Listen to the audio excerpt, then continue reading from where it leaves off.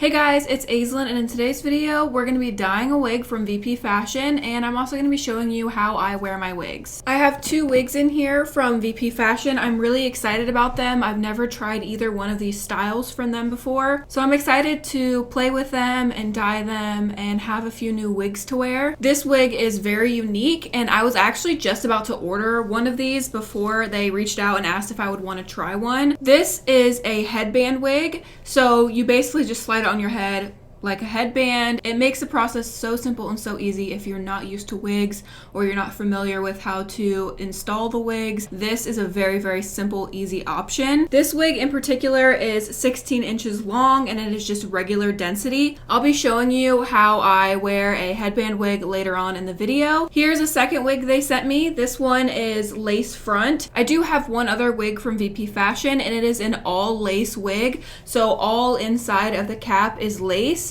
It doesn't have these wefts. I have never had a lace front wig from VP Fashion, so I'm really excited to try this one and see if it compares to the all lace wig. You can see how long and thick it is. This one is 18 inches and this one is thick density. It's very soft and shiny. I have not pre-washed or pre-toned these wigs. They come in this natural pale blonde color. You can tone them with purple shampoo very easily. It also has these clips inside, so that way you can easily secure it to your head. So down here at the bottom of the wig, they have adjustable straps, so you can unhook them and make it tighter or looser depending on how large or small your head is. Love that it's adjustable. Obviously, everyone's head is not going to be the same, so I love that that's an option to adjust the wig to fit your head. When you're dyeing a wig, you can stain the lace very easily. So one way to prevent that is to get Got2b glued gel, and you can coat the whole entire inside of the wig with the Got2b glue gel, let it dry, and that way there's a barrier there, and then it just washes right off, and that way you're not going to stain the lace.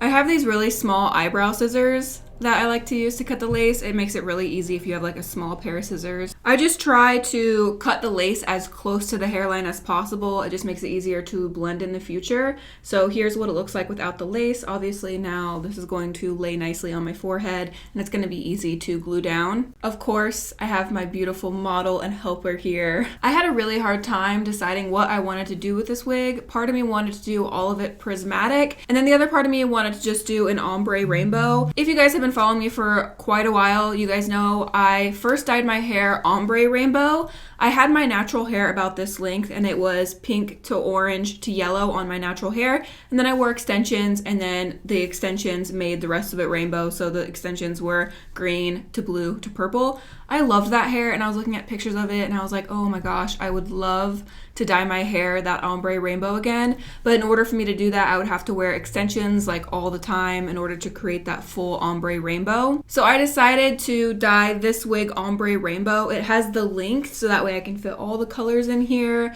I love the shades I used when I did that ombre rainbow, so I'm using similar shades today. Look how beautiful this wig is. I literally cannot wait to wear it. I'm so excited. Here are the colors I mixed up for today. I'm really excited. I'm loving the way that they look. I'm hoping for like a bright neon. Okay, I'm gonna go ahead and start dyeing this wig, and this part will be a voiceover so that way I can concentrate on what I'm doing.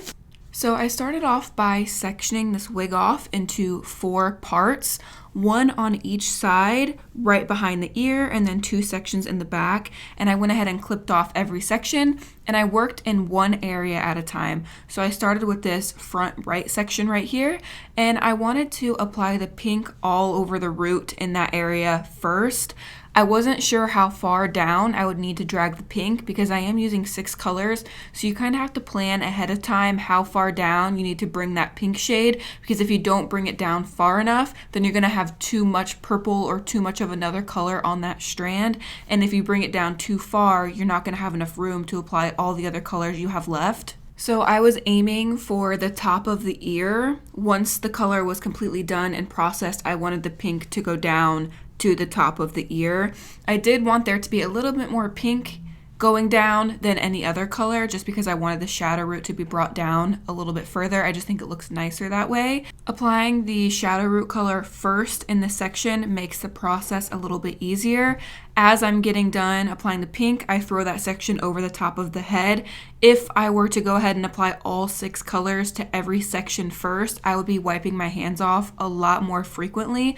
So once I have that root color applied and all the hair is flipped over the head, I can then bring one section down at a time like you see me doing here, and it makes it a lot easier. So that way you're not taking hair that has color on it and flipping it over the top of the head, and then it's going to be laying on blonde hair that doesn't have color on it. So working from the bottom up makes it easier. So that's why it's beneficial to apply the root color all over in that section first.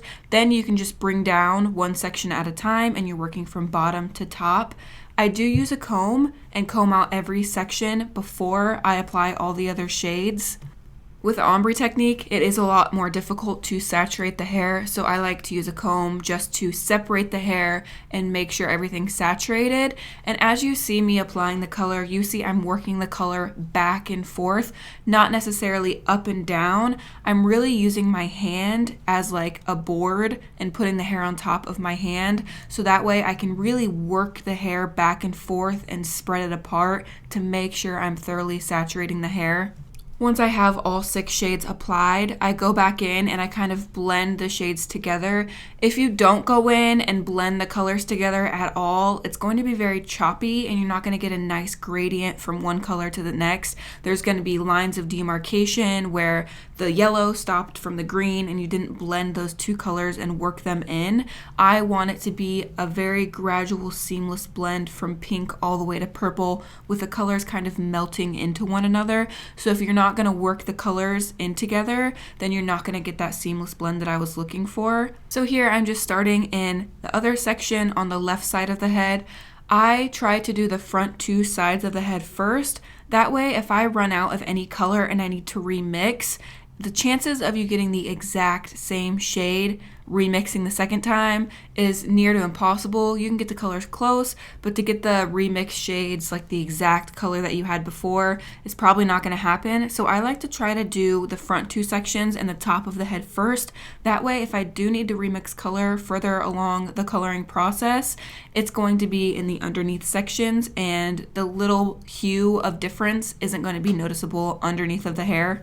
When you're dyeing wigs, it is a little bit harder to fully saturate the hair, so make sure you're taking like small enough sections to be able to thoroughly saturate. If you bring down too large of a section, you're going to be working twice as hard to get that color penetrated into the hair. So just make sure you're taking small sections. You can see through the hair that I'm bringing down. If you can't see through the hair sections you've brought down, then it's too thick. Try to do like 1/4 of an inch or less. Like I said earlier, using your hand as a board to put the hair on top of and apply the color really helps. When my brother and my husband were dyeing my hair for a video, my brother didn't understand to use your hand to apply the color, so he had a lot harder of a time than my husband did. And then once he realized, oh, you guys are using your hand to apply the color, it made the process way easier for him. So if you're dyeing your hair at home and you're not using your hand as like a board, definitely try it and it should make the process easier for you.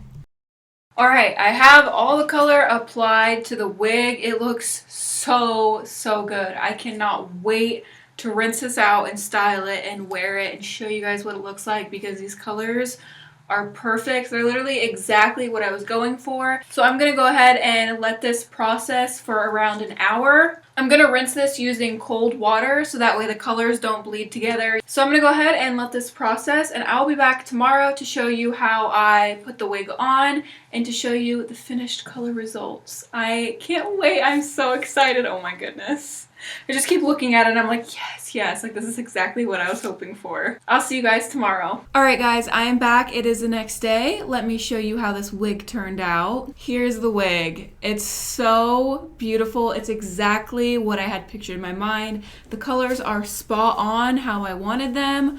It's so beautiful. I just let the wig air dry overnight and it has a very nice, beautiful, wavy texture to it. I'm getting ready to style the wig, so I wanted to take you through the process. Because the wig is 100% human hair, you can obviously style it any way you want to. You can use heat on it and it's not a problem. Today, I'm gonna be curling it. With the ombre technique, I always think the hair looks better if it's curled with like a loose wave to it. I'm gonna use my L'Oreal heat protectant spray and a curling iron and show you guys how I style this wig.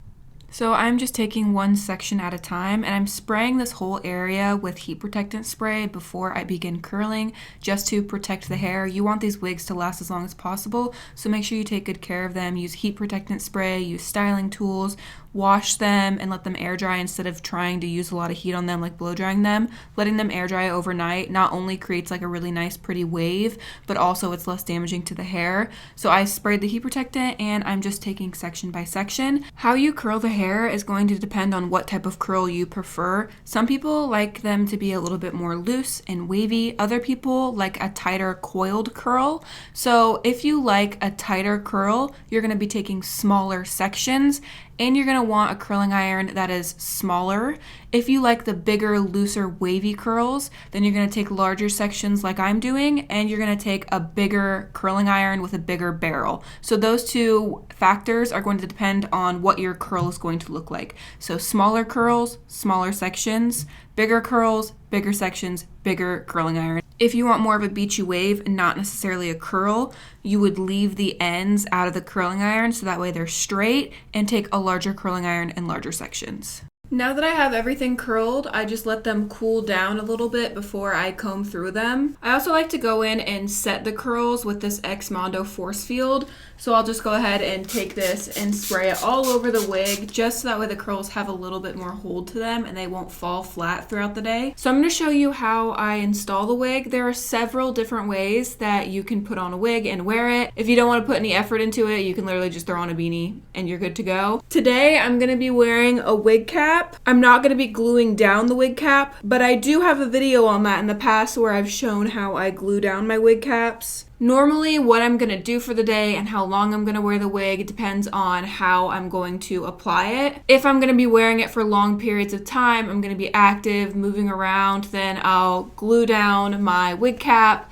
cut the edges, and then glue down the wig. If you have super long hair, braiding your hair underneath of the wig cap will help you a lot. I like to take a comb and kind of just tuck in. Today, since I'm not gluing down my wig cap, I'm just going to slide this back to the top of my hairline. Now that my wig is dried and cooled down, I'm just going to rake through the curls to create more of a wave versus a tight curl like this. Just break everything up and create more of this pretty loose wave versus tight coil curls. Once I have that combed out, I'm just going to spray the curls just to set them again. So here's what the wig looks like all combed out. Super pretty, nice, wavy curls. Before I put on the wig, I'm gonna make sure these straps in here are adjusted so that way it fits snug to my head. Then I just take the wig and I flip it over like this.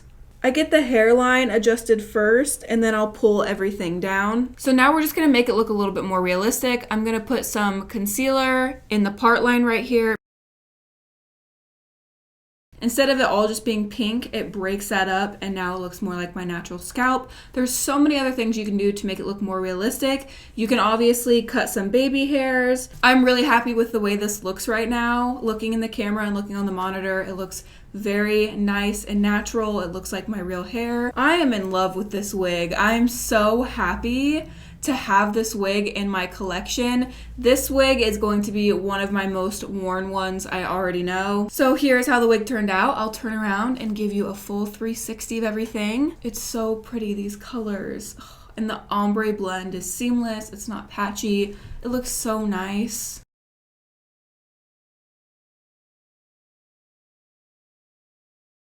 I also love the length of this wig. It's so pretty. I'm just very, very happy with it. So real quick, I do want to show you guys how to apply the other wig that I got, which is just a headband wig. It's super quick and super simple. So the headband wig also comes with the 3 clips on the inside, and then at the bottom here, it has the adjustable straps like the other wig does, so that way you can adjust it to your head size. There are 2 Velcro straps that are attached to the headband portion. So this is super, super simple. Adjust it to your head size, put the wig on, take these 2 straps and just put them underneath and just secure them. So this one obviously just comes with the nude headband. I think this is so cute and such a quick and easy alternative to like the beanie method, just throwing a beanie on top of your head and walking out the door. This looks more realistic to me than a beanie would. Especially if this was dyed and toned and it looked more like a natural hair color, I think it would look so much more realistic. I bought this 3-pack of headbands, so if you don't like this nude one that it comes with, you can get so many different alternatives and just put this over the top so that way it's black, or if you wanted gray, dark blue. They also have floral prints or designs that have like little bows on them. There's so many different ways you can spice this up and make it look so cute and realistic. I feel like this wig is so nice for people who aren't used to wigs or don't necessarily know how to fill in the part or glue down the front. This one's easy and simple for beginners. So I just wanted to show you really quick how you would apply this wig. That is all for today's video. I hope you guys enjoyed it. A big thank you to VP Fashion for sponsoring this video. Don't forget to check out my Instagram. I'll leave a link to that in the description down below. I post way more of my everyday life on there. I will also leave a link for these 2 wigs in the description down below, and I'll also tag VP Fashion's Instagram. Give the video a thumbs up if you enjoyed it. I love you guys so much, and until next time, guys, stay weird. Goodbye.